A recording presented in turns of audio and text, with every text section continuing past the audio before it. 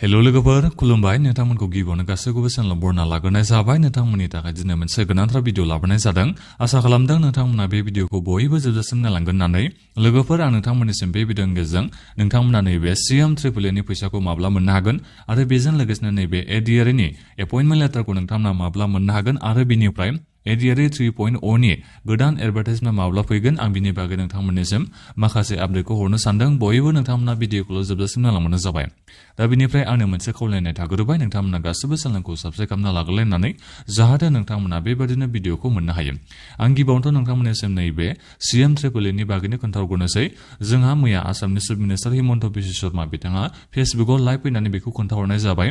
नैबे सिएम ट्रिपल-ए-नि फैसाखौ नोंथांमोना फैगौ जानुवारिनि 15 तारिखनि उनावसो नोंथांमोननिसिम होनाय जागोन जाहैबाय दा जिखियानो जाया मानो नैबे आसामनि इलेक्सननि जोंहा एमसिसिआ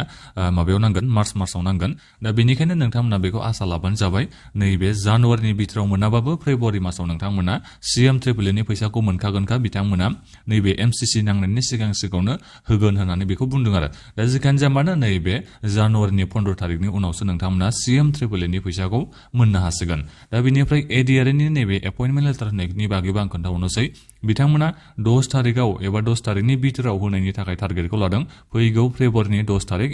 एबा 10 तारिखनि सिगाङाव बिथांमोना होनो थाखाय दायो थांखिखौ लाबाय होननानै बेखौ मिथिना मोननो हानाय जादों मैया जोंहा आसामनि चिफ मिनिस्टार बिथाङा बेखौ एनाउन्समेन्ट खालामना होदों दा बेथ' जाहैबाय जोंहा एडिआरए-नि एपइन्टमेन्ट होनाया दा बेनिफ्राय बे गोदान एडिआरए-नि भेकेन्सि माब्ला फैगोन जेनेबा नैबे एडिआरए 3.0 होननानै जायखौ बुंदों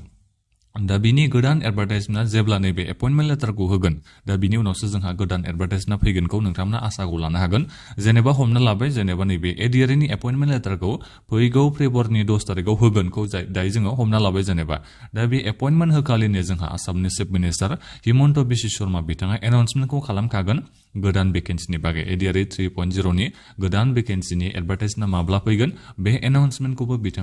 बिथाङा नैबे चिफ मिनिस्टार बिथाङा फैगौ नैबे फेब्रुवारिनि 10 तारिखआव एपइन्टमेन्ट होयोबा ओइदिनखालिनो बिथाङा नोंथांमोननिसिम एनाउन्समेन्टखौ खालामनो हागोन दा जिखियानो जाया मानो नोंथांमोननिसिम नैबे एडिआरए 3.0-नि एडभार्टाइजमेन्टआथ' फैखागोनखा थार्ड ग्रेड आरो फर्थ ग्रेडनि भेकेन्सिनि थाखाय दा बेखौ आं नोंथांमोननिसिम बे भिडिअनि गेजेरजों खोन्थाहरनाय जाबाय आरो लोगोफोर जोंहा आसाम पुलिसनि दाय साख्रिनि एप्लाइ सोलिगासिनो बयबो नोंथांमोना थाबैनो एप्लाइ खालामबानो जाबाय नोंथांमोना बारा नेबाय थानो नाङा उनावबा जोंहा सार्भार डाउन बायदि रोखोमनि जोंहा जाहैयो दा बेनिखायनो बे समावनो नोंथांमोना बयबो आसाम पुलिसनि थाखाय एप्लाइ खालामबानो जाबाय जायफोर नोंथांमोना इलिजिबल दा बे भिडिअनि गेजेरजों नोंथांमोननिसिम बेखिनि आपडेटखौनो खोन्थाहरनाय जाबाय नोंथांमोना माबाफोर सोंनांगौ दङबा भिडिअखौ बक्सआव कमेन्ट खालामदो आरो बे भिडिअखौ नोंथांमोना गासिबो शेयार खालामनाय जाबाय गोजोन्थों